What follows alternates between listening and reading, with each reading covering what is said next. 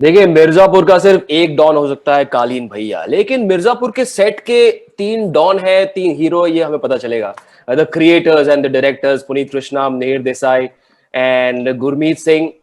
आप लोगों के चेहरे पर जो मुस्कुराहट, ऐसा लग रहा है कि जो सवाल ने आप सबको पकाया है पिछली 1.5-2 साल के, भाई कब आ रहा है कब आ रहा है, उसका जवाब देने के बाद एक बड़ा लोड हट गया आपके चेहरों से, आपके कंधों से। पुनीत भाई। अब देखिए भाई साहब, अगला ये है कि पब्लिक को मजा आना चाहिए, जो कि हमारे मिर्जापुर का गुरु मंत्र भी है। बनाते समय भी, लिखते समय भी, एडिट पर भी। हमारे, बल्कि अगर आप हमारे ऑफिस आएंगे तो वहाँ दरवाजों पर भी लिखा हुआ है कि बस मजा आना चाहिए। तो वो हमारे गुरु मंत्र है हमारे शो का। तो हाँ, वो एक तलवार हटी है कि कब आएगा ये सबको पता है। अब अगले हमारी उम्मीद यही है कि पब्लिक को मजा आएगा, जैसे सीजन 1 में। मिहिर और गुरमीत, ये जो इनके चेहरे पर मुस्कुराहट है, राजू ईरानी साहब के साथ काम कर चुके, थोड़ा वैसे ही उनका, इनकी पर्सनैलिटी भी है। लेकिन मुझे एक उड़ती उड़ती खबर मिली कि आप दोनों ने इनको राइटिंग सेशन में बड़ा तंग किया है, सच है या झूठ है? देखो, हमारा ये पिछले 2-2.5 साल से ये टाइम पास हो गया है कि अगर हमने पुनीत का जीना हराम नहीं किया तो हमारा दिन नहीं पूरा होता। तो अगर पुनीत की टांग नहीं खींची, पुनीत को परेशान नहीं किया, पुनीत को स्लीपलेस नाइट्स नहीं दी, पुनीत के साथ राइटिंग रूम में झगड़ा नहीं किया, तो हमारा तो खाना हजम नहीं होता। Mihir, is that true? Absolutely, absolutely. So, Mihir, for you, you've studied at Dhirubhai Ambani School and you went to Chicago to study filmmaking and all that. And then you've done non-fiction content in India. And then for you to take a 180-degree turn and get into this world, which is so hardcore, Hindi, heartland, violence and all that. How do you make that shift here? Like, do you have like split personality or something? No. But the non-fiction content always helps to understand the country better because the non-fiction content was all across India. So I've traveled a lot. In fact, with Puneet, I've traveled a lot in my early days. But again, but the script, when it comes to you, it's like a roadmap. So you just have to follow that. And if the dialogues are bang on, then emotions can be any language, any place. So it takes time to adjust, but it happens. Puneet भाई, ये कहानी शायद बहुत कम लोगों को पता है कि कालीन भैया, अटैची भैया, संदूक भैया होते होते रह गए। अरे ये पता है आपको कहानी? क्या कहानी बताइए जरा। इसकी कहानी है कि जब बड़ा हो रहा था मैं 90s में उत्तर प्रदेश में, ईस्ट यूपी में, तो उस समय अगर आप बहुत ध्यान से देखेंगे तो एक सर्टेन बेल्ट है उत्तर प्रदेश में, which is a belt of Mirzapur, Bhadohi, जहां पर कालीन बहुत बना करते। मतलब आप समझिए, तो ये बेल्ट पूरी दुनिया की सबसे बड़ी एक्सपोर्टर ऑफ कारपेट। तो दिमाग में वही ख्याल रहा, और जब हमने शो लिखा तो उसमें हम उनको कालीन भैया बनाया, क्योंकि हमारे मन में था कि वो कालीन के अंदर वो ड्रग्स की स्मगलिंग करेंगे, जो आपने देखा भी होगा सीजन 1 में। और कालीन भैया कहने में एक पावर है, there is a certain power to it, to this term. तो उसके बाद जब अब्बास भाई, हमारे प्रोड्यूसर, के साथ हम रकीब पे गए लोकेशन ढूंढने, लोकेशन हंट करने सीजन 1 से पहले, तो पता चला कि वो काफी सारी कार्पेट फैक्ट्रीज वो बंद हो चुकी है नहीं ज्यादा कुछ वहां। तो जो एक दिखाई गई वो एक कमरे में चल रही थी, 2 कमरे में चल रही थी। तो अब कालीन भैया की कार्पेट फैक्ट्री 2 कमरे में तो नहीं चल सकती, वो बड़े डॉन है। तो अब ये हुआ कि क्या किया जाए, तो एक सजेशन ये आया कि यार ड्रग्स ही तो छुपा के ट्रांसपोर्ट करनी है, तो इनको सूटकेस की फैक्ट्री दे दो। तो फिर मेरा रेजिस्टेंस बस इतना ही था कि यार संतू भैया बुलाते हुए अच्छे नहीं लगेंगे, अखंडानंद त्रिपाठी, मतलब कॉमेडी लगेगी, फिर वो पावर नहीं लगेगा। तो that was my argument. I know the argument की फैक्ट्री तो मिल नहीं रही। And then Abbas bhai found this one factory which is somewhere between Banaras and Mirzapur on the highway, where we shot the real factory, where we shot. And thankfully we were able to retain Kaleen bhaiya. मैंने एक interview बहुत साल पहले देखा था, शायद जावेद साहब ने कहा था कि अगर मोगैम्बो का नाम मोगैम्बो ना हो के पोपटलाल होता तो इम्पैक्ट होता ही नहीं मिस्टर इंडिया का, राइट? करेक्ट, 100% करेक्ट है। कैरेक्टर्स के नाम बहुत ज्यादा इंपॉर्टेंट है, बहुत ज्यादा। राइट। गुरमीत, जो आपकी एक आदत थी इनसाइड एज के बाद मैंने आपका इंटरव्यू किया था और मुझे पता चला कि आप मसाज देते हो क्रू को, कास्ट को। ये मिहिर, इज इट ट्रू? 100% बहुत बढ़िया मसाज देते हैं, और वो एक्चुअली एक तरह का ब्राइब है। हाँ, वो ब्राइब है सेट पर। कि गुरु भाई ये कर दोगे तो हम आपके लिए कर देंगे, लाइक दैट। मतलब लिटरल, हाँ, मतलब एक्टर्स के लिए भी बाल काट लो जो खुद के लंबे है। Gurmeet, listen, you are a pro, right? You are one Mirzapur connoisseur in a sense because you've been part of the whole project since day one, since its inception. जब पहली बार शायद pitch हुआ होगा पुनीत भाई और विनीत भाई के बाद. So for you बहुत it पहले must have been, बिल्कुल, Guru, for you it must have been very easy, right? Because I remember मैंने आपको पूछा था Inside Edge के time पे, I said how do you switch, and you said it's like getting in and out of an AC room. But अब तो second nature हो गया ना? True. I don't think there was any problem getting into the world, and I think a lot of that credit has to go to Puneet. The thing is, when you meet him, you start talking to him for 5 minutes. It's so easy to have a conversation with him कि आप उनकी दुनिया में transport हो जाते हो. 5 minute लगता है वो switch होने में. He is so accessible and he is so inviting. Generally, as a person, as a writer, as a creator, as a filmmaker, that he takes you into his world and things in your mind are subconsciously working even without you even realizing that you're making an effort to do things. So I think that just comes from his written material and his nature. I think he's the one who makes it accessible for anyone, not just us. Puneet भाई ना, मैंने एक राजकुमार संतोषी साहब का interview देखा था जहां पे वो अंदाज अपना अपना की बातें कर रहे थे. तो उन्होंने कहा कि एक कैरेक्टर था जो फिल्म में जो लिखा गया था, शूट भी हुआ, लेकिन फिल्म में नहीं गया. जोरैम्बो का कैरेक्टर था. तो मिर्जापुर के साथ भी ऐसी कुछ चीजें हुई है कि आपने कैरेक्टर लिखा, बाकायदा उसको कंसीव किया, सोचा, लेकिन वो फाइनली शो में पब्लिक को ना दिखा ना आगे दिखेगा? हाँ, तो ऐसा दो अलग तरह के एग्जांपल्स हैं. एक एग्जांपल ये कि एक कैरेक्टर था जो कागज पे लिखा गया, सारे एपिसोड्स में था, but then it was getting really really long length wise for no other reason. तो उसके से फिर ये हुआ कि क्या क्या चीजें कम कहाँ से कर सकते हैं. तो वो कैरेक्टर था जो चला गया, जो कभी वापस भी नहीं आया, वो पेपर पे था और चला गया. और एक कैरेक्टर था जो सीजन 1 में पेपर पे भी था, शूट भी हुआ, लेकिन फिर वो एडिट टेबल पर again for the same reason कि हाँ ये स्टोरी को इतना मूव फॉरवर्ड नहीं कर रहा है, तो उसको एडिट टेबल पर हटाया गया. There were two examples that I can think. Parshuram ji की पड़ोसन वाला कोई सीन है कुछ? हाँ, अरे आपको सब कुछ पता. तो हाँ, परशुराम जी जो है, जो स्वीटी और गोलू के पिताजी हैं, उनकी पड़ोसन का कैरेक्टर था, ललिता नाम था उनका.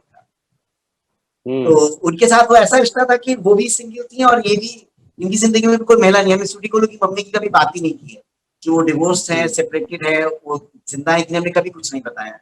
तो हमारे दिमाग में क्या ख्याल था कि एक छत होगी, दोनों की छत पे एक मुंडेर होगी, उस मुंडेर पे दोनों आदमी और औरत बैठ के शराब पीएंगे और उनका कोई रोमांटिक रिश्ता नहीं होगा, उनका कोई सेक्सुअल रिश्ता नहीं होगा, और ये खाली बस एक रिश्ता बस चलता रहेगा चलता रहेगा चलता रहेगा. और वो उनकी वेलविशर होंगी फैमिली. तो कहने की स्वीटी गोलू की भी वो बातें सुनती होंगी, समझती होंगी. तो जब स्वीटी को गुड्डू से प्यार हो जाएगा तो कहने की स्वीटी उनसे अपनी मन की बात नहीं करेगी. तो ऐसा कोई कैरेक्टर हमने लिखा था जो हर एपिसोड में आता था, जो हमें पसंद था, काफी और पढ़ने वालों को भी पसंद था, लेकिन फिर वो रह नहीं पाया कागज में. राइट. गुरमीत, मैं ना जब इंटरव्यू करता हूँ थोड़ा लोगों को स्टॉक करता हूँ, तो आप लोगों के बारे में मैंने कुछ कोशिश की है, और मिहिर के लिंक्डइन रिकमेंडेशन में मैंने कुछ चीज पढ़ी है, and I want your confirmation on this. There are a lot of glowing reviews and recommendations for Mihir on his LinkedIn, and there are people. I gave them massages. But you know, someone called Parita Kapadia, who apparently worked with Mihir in 2009, who now apparently works at YouTube, she said he lends a helping hand to newcomers. One of his professors, Alaric Dermeyer, said he was also a kind and courteous participant in class. Do all these qualities reflect in his behavior on set as well? Or do you see another avatar of this man? No. Actually, temperament-wise, it's quite bizarre that we have a show that's so high energy and volatile. But I think all three of us don't have that sort of personality that goes sort of overboard or hot-tempered in that sense at all. So I think intrinsically all of us are pretty even-tempered. And I think the greatest quality of Mihir is he doesn't know how talented he is, or you'd asked that earlier question that how did he switch from non-fiction to coming onto a show like Mirzapur. So that's not the impression that we get when we're working with him. So I know that Puneet and me share this thought that यार ये इतना young है, इसको इतना सब कैसे आता है और इसको सब कैसे पता है, काश हमें भी ये सब आता होता उस टाइम पे. हम कॉन्स्टेंटली लाइक यार ये मिहिर तो बहुत अच्छा कर रहा है, ये सीन हम भी कुछ कर ले ठीक ठाक. हाँ, मिहिर से ईर्ष्या होती है कि इसमें तो मुझे कुछ भी नहीं पता था. ये सारा शिकागो का कमाल है मिहिर के, आप शिकागो वालों को भी सिखा के आ गए. हाँ, उनको सिखा के आया. भी वैसे ही उसी भाषा में बात करते हैं.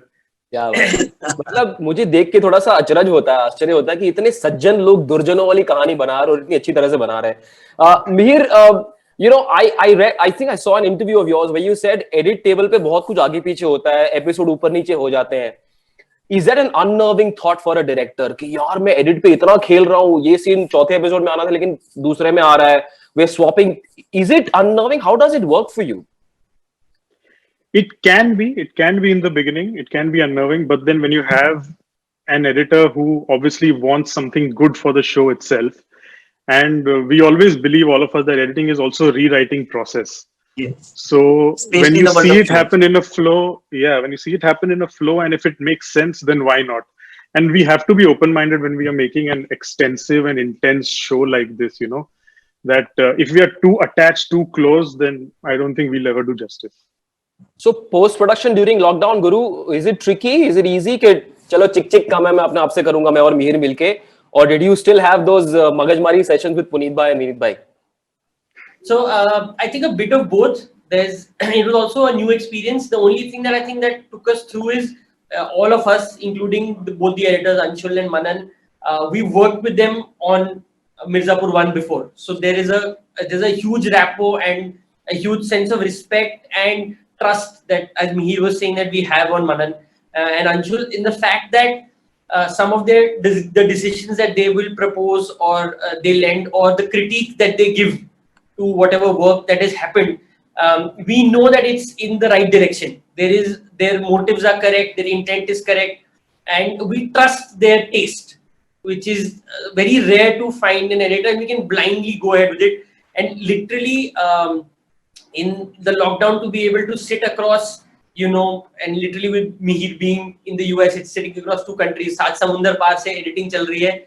So to sit across these windows and to be able to take those decisions can only happen because we know each other so well. I don't think it would have been as good a process if it was the first time interacting with people. But at the same time, we miss the being in one room, fighting it out, getting upset, slamming doors, walking out and, abusing each other. We also have to mention two more gentlemen that, play a big part in this process. Both the DAs that we have, Suraj Parasani and Saurabh Shukla, who been a big part of season 1 and season 2 as well. And just them keeping all of these mad people together and bringing their personality to the show, it also reflects in Mirzapur completely. And both of them are very opposite ends to each other. Suraj is the eternal optimist and Saurabh is the eternal pessimist. I don't think we've yet been able to achieve one frame or one scene that Saurabh is happy with in season 1 or season 2. He still feels we can do better, we can push ourselves more, and he hopes one day he will see us do some good work in life. That's our main aim in life. कि एक दिन तो हम शुक्ला को खुश करेंगे. क्या करेंगे? बट क्या ये सच है कि लॉकडाउन के समय आप लोगों ने जूम पार्टीज बड़ी की है? मतलब कामकाज तो हुआ लेकिन पार्टीज भी बड़ी की आप लोगों ने. Tell me about some of those किस्सास यार. पुनीत आप बताइए. पार्टीज तो क्या है भाई जान कि हाँ कुछ जगहों पर जरूर ऐसा रहा है कि रेगुलरली मिलते रहे हम लोग एक दूसरे से जूम कॉल्स के जरिए, क्योंकि पर्सनली फिजिकली मिलने का मन तो बहुत ज्यादा करता है, पर वो क्वारंटाइन की वजह से, कोरोना की वजह से आप नहीं कर सकते हैं. गुरु के साथ तो मैं फिर भी मिलता रहा हूँ डबिंग के टाइम पर बहुत ज्यादा. तो धीरे धीरे करके वो ये नहीं हुआ कि बहुत समय से मिले नहीं, लेकिन फिर भी हमने अपनी पार्टीज कंटिन्यू की है जूम कॉल्स पर जो की है. आई थिंक हफ्ते में एक आध दफा तो हम कर ही लेते थे गुरु भाई, अगर मुझे ध्यान होगा करेक्टली तो. और कभी कभी किसी ने ज्वाइन कर लिया, कभी किसी ने ज्वाइन कर लिया, तो ऐसे करके हमारी मुलाकातें होती रही परमानेंट. ये उसमें कमी नहीं आने दी. जी जरा इमेजिन करिए कि अगर मिर्जापुर की कहानी लॉकडाउन के समय में अपने आप आगे बढ़ती तो क्या बीना जी और कालीन भैया के बीच मामला, मतलब would sparks have flown? Can you imagine these things कि अच्छा घर में बंद है मिर्जापुर में, वो डॉन है फिर भी वो बाहर नहीं जा पा रहे बिकॉज ऑफ कोरोना, तो क्या ऐसी चीजें आप इमेजिन करते हो कि क्या हुआ होगा मतलब बीना जी और कालीन भैया के बीच? तो फिर यही क्यों रुके, फिर एक लेवल और आगे जाते हैं ना कि हो सकता है कि क्वारंटाइन तब शुरू हुआ होगा जब कबूतर भी मीटिंग पे आए होते. तो घर में आप समझिए 15-20 कबूतर भी, मतलब the distributors as they refer to them as कबूतर्स, वो भी होते. तब सोचिए इसमें कितना मजा होता है. बिना उनमें से किसको सेड्यूस कर लेती, बिना उनमें से किसको यूज करके कालीन भैया को निपटवा देती, फिर तो बहुत पॉसिबिलिटीज का हमारे पास ऑप्शन होता है. भाड़ में जाए सोशल डिस्टेंसिंग, मतलब कालीन भैया की बीवी को क्या फर्क पड़ता है, लेकिन हम सबको ध्यान देना है. सो और इसके अलावा सब घर के अंदर बंद किया तो कितने सारे डायनामिक्स और पैदा हो सकते हैं ना. करेक्ट. देखिए ऐसा है कि बहुत सारे प्राइमरी कैरेक्टर्स हैं शो के और सभी की अलग अलग दुनिया है, लेकिन कुछ कैरेक्टर्स के बारे में ज्यादा एंट्री है कि अच्छा बीना त्रिपाठी के बारे में क्या होगा सीजन 2 में जानना है पब्लिक को। कालीन भैया क्या अपना आपा खो बैठेंगे, अलग रूप उनका रौद्र रूप दिखेगा या नहीं दिखेगा। राइटर्स और डायरेक्टर्स के ऊपर वो प्रेशर होता है कि पब्लिक इन दोनों या इन 3-4 कैरेक्टर्स में ज्यादा इंटरेस्ट दिखा रही है। Does that play on your mind और do you purely go by what the story is? Purely go by the story. Pressure लेंगे तो फिर खुद ही डूब जाएंगे. That's just not right to do that. Purely go by the story. Be honest to the story. Constantly have a chat with your actors, and that's the right thing to do, I feel. जो season 1 आप लोगों ने एक Cliff hanger पे खत्म किया, तब मोटा मोटा आइडिया तो होगा पुनीत भाई आपको और आप तीनों को कि अच्छा ये कहानी इस डायरेक्शन में अब जाएगी। बाद में आपने नट्स एंड बोल्ट्स किए होंगे, लेकिन ब्रॉडली तो आपको पता होगा क्योंकि आपने वो रिवेंज वाले एंगल का बीज बो दिया। तो जब सीजन एंड हुआ तो आइडिया तो होगा आपको कि कहां जा रही है कहानी मोटा मोटा। हाँ, एक रफ आइडिया था, 4-5 पेज की कहानी थी, वो जो रफ आइडिया था। जी हाँ, था। मैंने ना पिछले हफ्ते पंकज भाई का इंटरव्यू किया, तो मैं तो चाहता था कि वो 3-4 घंटे तक बोलते रहे क्योंकि इतनी अच्छी बातें वो करते हैं। लेकिन एक बात उन्होंने मुझे कही कि सेट पर जब एडी होते हैं ना, एक तो वो वॉकी टॉकी लेके घूमते हैं, दूसरा वो बड़ा ब्यूगल माइक्रोफोन लेके घूमते हैं, जब वो चिल्लाते हैं तो उनको बिल्कुल पसंद नहीं है। Give me an insight into Pankaj Tripathi on set, not कालीन भैया but Pankaj Tripathi on set. क्या है वो शख्सियत? See, he underplays his preparation and the work that he puts in always. So he will constantly tell you that he'll just land up there, उनको कुछ पता नहीं है कि क्या करना है, वो सुन के कर देते हैं. I think that's his humility. It's his way of sort of underplaying the work and the hard work that he's put in, maybe not immediately but for the past 20-30 years that he's been acting, and all the जो उनमें घुट के जो acting भरी हुई है कि शायद उनको बहुत एफर्ट अभी ना करना पड़ता हो, but so everything seems very effortless for him, but he is very clued in. I think he has the cricketer mantra. He switches on and switches off. जैसे वो क्रिकेटर्स बोलते हैं ना कि जैसे ही बॉल खेल ली उसके बाद स्विच ऑफ, और जैसे ही अगली बार बॉलर रन अप पे गया तो he switches on again. But that window of switch on is very sharp for him. So when the take is on, he knows everything about his character, he knows his dialogues, he knows his co-actors, he knows what they're about to do, and he will bring something new to the table every time. So क्या उनकी ये humility है जो वो कहते हैं कि वो सेट पे वो गप्पे मारने आते हैं या वो गप्पबाजी करते हैं, ऐसा कुछ नहीं है. आई थिंक वो बहुत ही ज्यादा फोकस्ड है. he's just that he's found a meditative way of working on his profession, which makes it seem so simple. गुरु ने बड़ी स्मार्टली प्रोसेस डाइसेक्ट भी नहीं करना चाहते. जी कहिए. हाँ, वो अपना प्रोसेस डाइसेक्ट भी नहीं करना चाहते, और शायद उन्होंने बहुत ज्यादा दुनिया देखी है, मुझे लगता है. अगर आप उनकी के बारे में जानेंगे, जो शायद आप लोग जानते हैं, उनके बहुत बहुत जबरदस्त तजुर्बे और अनुभव है उनके जीवन. उन्होंने बहुत अलग अलग तरह के एक्सपीरियंसेस किए अपनी पर्सनल लाइफ में, अपनी रोमांटिक लाइफ में, जो उनकी वाइफ है. तो मेरे ख्याल से वो सारे तजुर्बे कहीं ना कहीं उनकी एक्टिंग में आपको दिखाई देते हैं, जो एफर्टलेस हमें लगते हैं, लेकिन उसके पीछे कई सालों की मेहनत है. आप उनके इंटरव्यू में सुनेंगे तो there is a sort of philosophical feel to it. So he's such an intelligent man, and that probably drives him to being such a wonderful actor. इन दोनों चीजों को आप अलग नहीं कर सकते हैं. गुरमीत ने क्रिकेटर वाला एग्जांपल देके इनसाइड एज सीजन 3 का सटल प्लग कर लिया. Well done sir. सही है.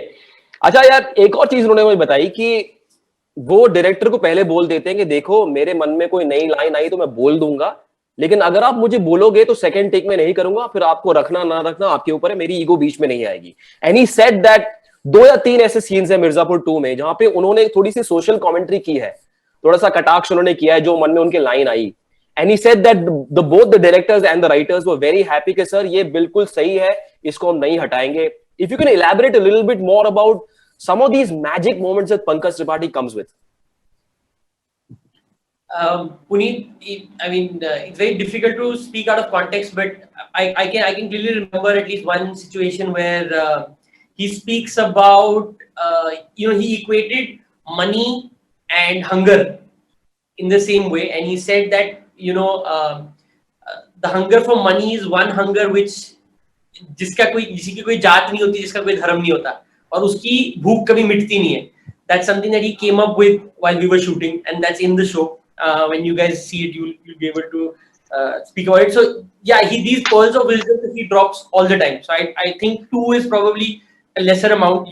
He spatters it now and then, here and there, everywhere, and he has many anecdotes that he brings to Kalin Bhaiya also. So it's not just the set, but he brings a lot of real life that he's seen into the character many times. उन्होंने चंपारण का meet hopefully famous कर दिया हो एक बार जब मिर्जापुर बाहर आए, तो बहुत सारी चीजें हैं जो वो कह जाते हैं, बोल जाते हैं, जो मतलब लिटरली एक्चुअली हमारे शो में तो ऐसा है कि जितना हम रख सके हम तो रखते हैं, क्योंकि वो ना हम सोच सकते हैं ना पुनीत लिख सकते थे, तो बस वैल्यू एडिशन ही है. Mihir, I'm sure you have a very different perspective on him. Another texture. No. Perspective is exactly the same because he comes with and his whole method of acting.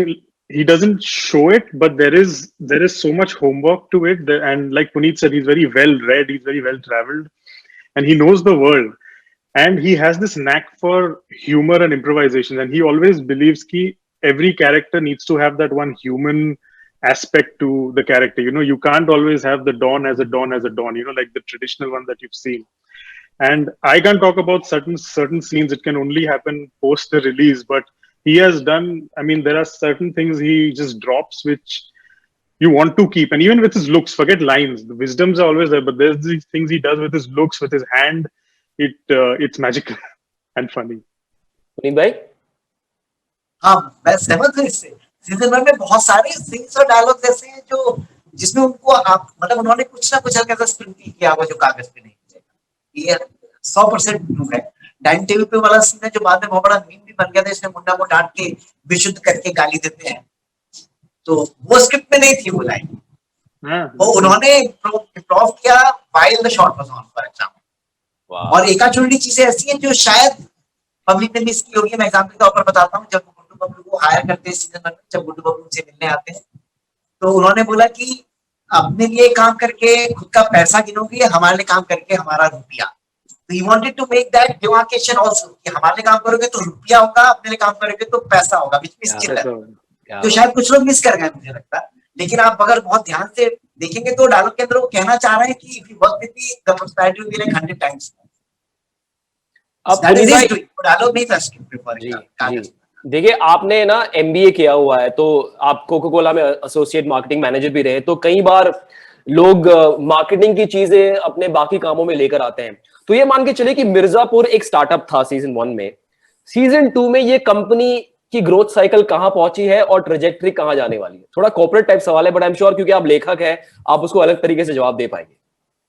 तो अगर मैं दोनों दुनिया को mix करूं, मेरी corporate वाली जिंदगी और लेखक वाली, तो मैं ये कहूंगा कि स्टार्टअप था, उसने जो प्रॉमिस किया था अपने कस्टमर को वो शायद डिलीवर किया, कस्टमर खुश है, तो अब इन्वेस्टमेंट ज्यादा है, वहां पर फंड्स का होता है, यहाँ पर इमोशंस का है.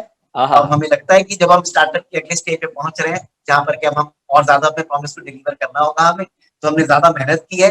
पहले अगर हम 18 घंटे काम कर रहे थे तो 24 घंटे ऑफिस में ही है. मैं फिर से एनालॉजी ड्रॉ कर रहा हूँ और मुझे पूरी उम्मीद है कि फिर से हमारे शेयर होल्डर्स को मजा आएगा.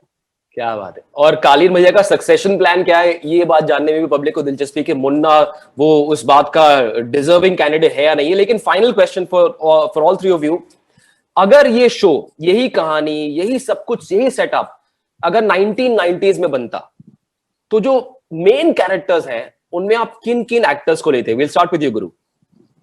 Wow. I think if we were in the 1990s, then probably Kalin Bhaiya could have been Pankaj Kapoor. If this was the pre-Maqbool era, it would be fun to see him as Kalin Bhaiya. Pre-Maqbool era. Okay. If for Guddu Bablu, since this is all imagination, why not imagine Sunny Deol as a Guddu? Imagine that would be so much fun to see. I think Bablu, maybe a young Amir is what was glittering in my head. That would happen. I think. And then if Amir is going to be Bablu, then I think Munna Shahrukh would be great. Wow. To have the anti-hero would be great. And maybe Amrish Puri I don't think we can as top this Kalin cast. Bhaiya. 90s में Oh, तो मुझे wow. याद है वो age wise shoot करते हैं अमरीश पुरी साहब star Amrish Puri जी को फिर बाबूजी बना लेंगे ना। हाँ हाँ नहीं 90s में तो मेरे ख्याल से काली भैया की एज में आ जाते हैं ना डीडीएलजे वाले टाइम पर वाह, देखो ऐसा है कि पब्लिक ने अब खून चख लिया है और आप जैसे कालीन भैया कहते हैं ना, आप सबके लिए भी नियम सेम होगा कि आपको बार बार ये कहानी के अलग अलग पहलू लाते रहने पड़ेंगे. Congratulations for a fabulous franchise and I wish you all well and maybe do many such promotional interviews for season 3, 4, 5, 6 and so on. So congratulations and good Thank luck you and so I hope to chat Thank you, you guys man. chat with you guys soon. Thank you. Thank you so much.